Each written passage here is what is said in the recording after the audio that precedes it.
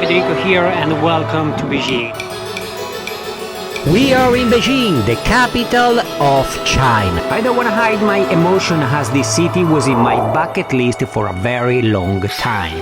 However, in this video I will guide you through how to explore the city with tips and tricks to visit Beijing in a smart way, without wasting time. Imagine a city with over 21 million people where old history meets a new life. This isn't just a big city, it's a special. It has 80 UNESCO World Heritage Sites that show its amazing past. Right, when you get here you will notice it. Everything is different, how to get around, even the language. It all makes an experience that you won't find anywhere else. Get ready to see a city that's as good as everyone said it is. Forget trying to speak English here, it won't get you very far. On the other flip side, this city is incredibly well organized and easy to explore if you know how to navigate it. And the food is absolutely amazing. Chinese people are obsessed with food, much like Italians, and yes, I'm obsessed too. Tasty. You will find the city itself, it's quite clean, while there might be a fair bit of spitting. Don't let it deter you, that's super safe. This girl has skills though. And the people are incredibly friendly. Shall we start to explore it together? If you don't mind, I would start with the greatest wall of China. Stay tuned and let's begin. It's 5:30 in the morning and we head into the Great Wall. We're gonna catch a taxi from our hotel. It costs like 30 euro. It's expensive, but it's the only way to avoid the crowd in the morning. Otherwise it will be a mess. Well, see you at the Great Wall, I guess.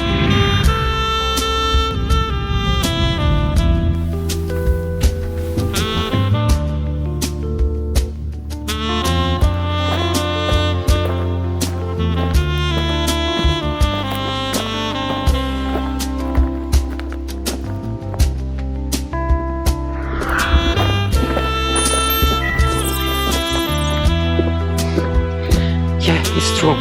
It's around 8 a.m. We managed to get here really early, but guys, welcome to the Great Wall of China. There are three options if you want to visit the Great Wall from Beijing. The first one, it's a Badaling, which is the most touristic, but is also the closest one to Beijing. The price is slightly less than the other two. The one that I am right now, it's the Mutiang, which is the less crowded but a little bit farther. Cost is around 200, included the cable car. The third one is the Juyouwang, which is pretty much at the same distance of Mutiang, is even less crowded and also really good. But this is actually the best option that you can have, especially if you come here early in the morning like we did. Eventually we got here around 7 and the ticket office was still closed, so we had to wait half an hour. So take your time. And as long as you get here around 7:38, it's fine. Look at that. There is no one. In few hours it will be crazy busy. So maybe you spend a little bit more with a taxi, but you have the chance to visit the Great Wall like this, which is, I think, worth it.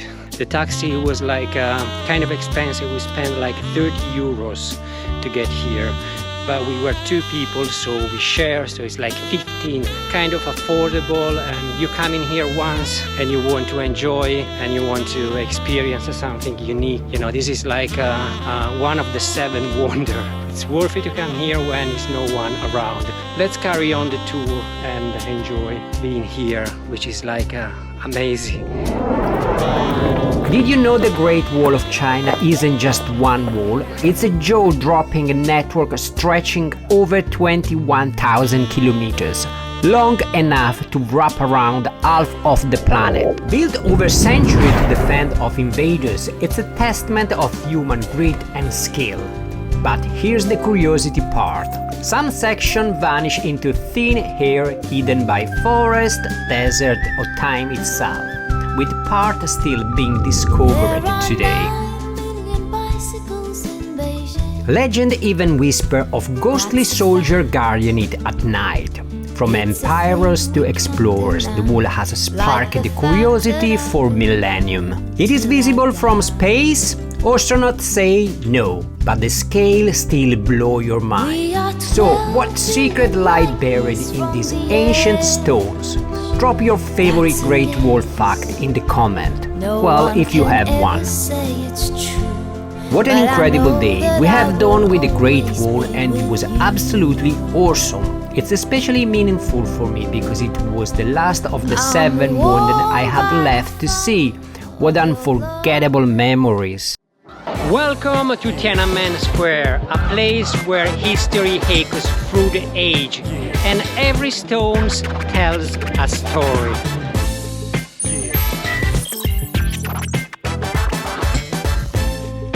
If you're planning to enter to Tiananmen Square, get ready. This is the hardest and the most stressful part of in Beijing. It requires a lot of effort because you can book it through Alipay, which is the app that foreigners using here in China.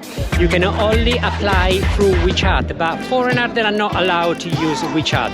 So you have two options. Option A, you ask to your hotel to book it for you, but isn't easy because most of the time the people at the hotel, they don't speak any English. They understand and you want to have a ticket for Tiananmen Square. It's a kind of a challenge. Second option, you can book it through a travel agency, which is actually not that expensive because enter to Tiananmen Square, it can cost like €1, let's say. Through an agency it might be like €3. So I would recommend you to book it through an agency. There are like few, it depends on which country are you from. There are like an agency from your country that deal with those things. The Forbidden City, it's a total different story, but I will explain you later. Now let's enjoy Tiananmen Square. Tiananmen Square is a big open area in the middle of Beijing. It's a central spot for major events in China's history and government. 1999 Mayfair movement students protest against foreign power, which helped start the modern Chinese pride in their nation. In 1949, founding the PRC, Mao Zedong announced the start of the Popular Republic of China. 1989, the pro-democracy protest students asked for more open government, but the protest sadly finished with the military stopped them by force on June 4th. But now just cross the road and let's visit the Forbidden City, which is a totally different story. It's not as complicated as to visit Tiananmen Square. Let's go. Got the audio guide, which we still have to understand how it works. It should be connected with the GPS. Now we are actually past the security control and we are at the Merinia Gate, which is the main entrance. We are crossing the channel right now. The Forbidden City, it was the imperial palace for 24 empires, from the Ming to the Qing, approximately from the end of the 14th century until the 19th century. How to get Forbidden City ticket? Buy online 3-7 days in advance or through the official WeChat mini program. We got the ticket through an agency's sell ticket online. I will tell you the name now. Pick up a physical ticket at the Meridiana Gate ticket office. Please bring your passport. Rent an audio guide, they're very helpful. Choose a slot morning or afternoon, both are packed. No way around the crowd. Needless to say, visiting the Forbidden City requires a bit of preliminary research and planning. Once you arrive, it's essential to orientate yourself, and the site is divided into different sections. The Forbidden City is massive and requires a dedicated research. I think it deserves its own video guide. Let me know in the comment if you'd like to see them on my channel. Once your tour is completed, you will exit from the north side. From there, immediately cross the street to climb Jinshan Hill for the best panoramic view of the palace. Quick information about Jinshan Park. It's the one that is behind the Forbidden City. It's known because from the top of the hill you can watch the Forbidden City from above, and it gives you an idea how big and how pretty is it, because when you are inside you don't have any clue how it looks like. You just try to get the right day, because if it's not sunny you're not gonna be able to enjoy it. I'm working on a Datong and I was searching for the Galaxy So building, which is a futuristic building here in Beijing. If you like architecture, this is certain something that you wanna explore. Galaxy So building done. Now I'm heading to another iconic building here in Beijing. This was the building that I was looking for. They call it the underpants. It doesn't really look underpants to me. They call it like this. Who I am to say the contrary. Another cool building in Beijing, right in the center, a tall 234 loop that looks like a giant underwear. It survived a huge fire in 2009 and sends TV to over 1 million of people. This marvelous building is called The Egg. It's 5 minutes away from Piazza Tiananmen. It's quite visible. It has a shape of an egg. Now it's nighttime. It's got lights from outside. It looks pretty amazing. It's literally a cultural center. They go event, gallery, cinema. I've been working for 10 years in a place like this in England. And well, this is way bigger than the one that I was working, that is called Rich Mix. Time to crash and recharge. Tomorrow Beijing schedule is absolutely insane. Good morning again. Today we're gonna explore the Temple of Heaven, which is like 5 minutes from our hotel and about 5 kilometers from Tiananmen Square. Price included the park and the temple, 28,000. Let's go in.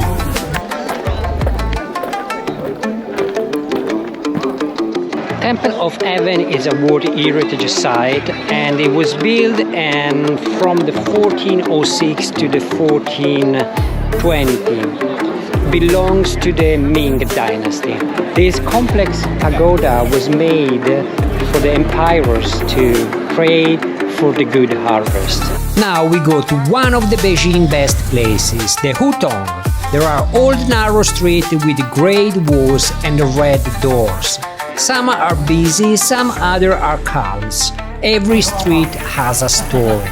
There are not just roads, there are the city art. Nana Lo Chu Yang.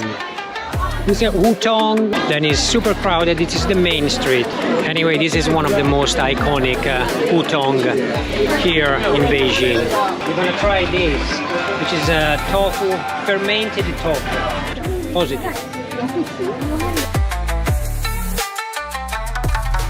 Now step into the shadow of the Empress, another masterpiece awaiting Beijing, the Summer Palace. We just entered to the Summer Palace from the south side. It took us quite long a while to catch the train, but it was a little bit queuey. The price is 40 for each person. We got like 2 tickets. They didn't ask any passport, so I don't know, normally they ask it. Quite crowded at the moment, but let's see, the place is kind of huge now. We're gonna enter.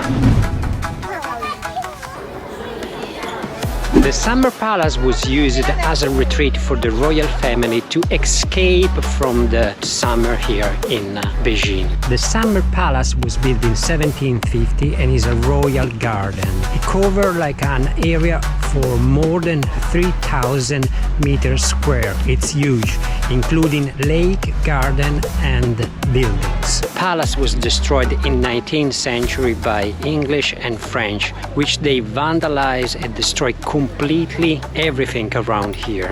Afterward, in 1924, they restored this building and it became like a UNESCO World Heritage. Ni hao. I'm about to start working on the longest corridor ever made. 728 meters. The corridor, it was a challenge because it was overcrowded. We've been circumnavigate the lake, visit pretty much all the attraction here. Now we're gonna heading off and we're gonna have some food. I'm starving. I haven't eaten anything today and I'm looking forward to eat something and get out of this mess because this place is insanely busy. Peking duck, Beijing Imperial Roast, 600-year-old crispy skin and masterpiece, wrapped in pancake with a hoisin, scallion and cucumber. History in every bite. Don't leave Beijing before trying this delicious dish. If you are interested in architecture, head to the Olympic Stadium, opened in 2004. It's about 20 minutes from the city center and is easy to reach by metro. Look for the station called Olympic Stadium. Come at night, the lighting makes it even more magical, and the surrounding area is full of cool spots to explore. It's been a long day packed with fun, sight and adventure. Tomorrow we will wake up early to check out the Datong area. We are on a train for an exciting trip that will take us to the Datong Grottas and Fangong Temple. The best and the cheapest way is to take the train to Datong from Beijing, then take a taxi to the Grottas. Book the train a few days in advance. Yungon Grottas, 51,000 ancient Buddha carved into Datong cliff. 1,100 years of Silk Road magic. Entry is 125 yuan, $17. Book online a day ahead. Time to head over to the Fungong Temple Pagoda. The drive will take about an hour.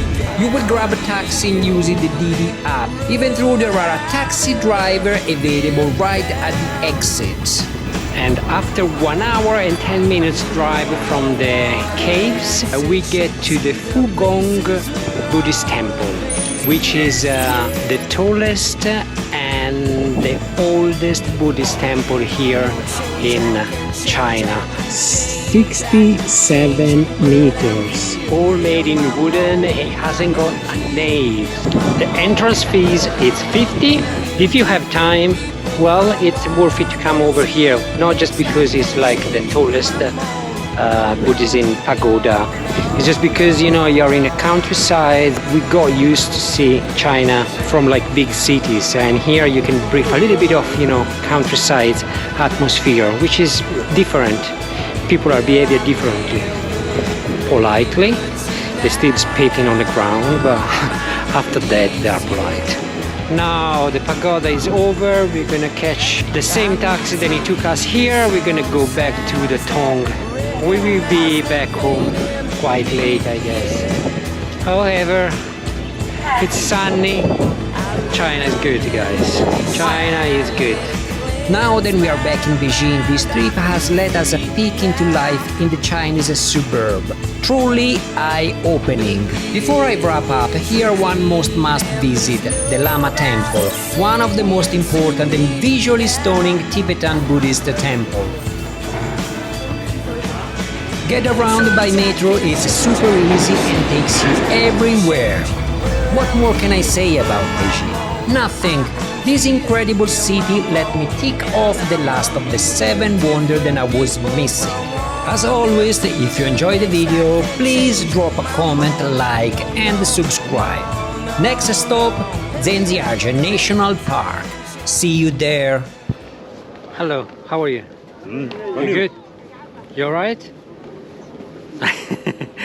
You wanna say something? You wanna talk? Say ni hao. Ni hao. Ni hao. Ni hao. Yeah.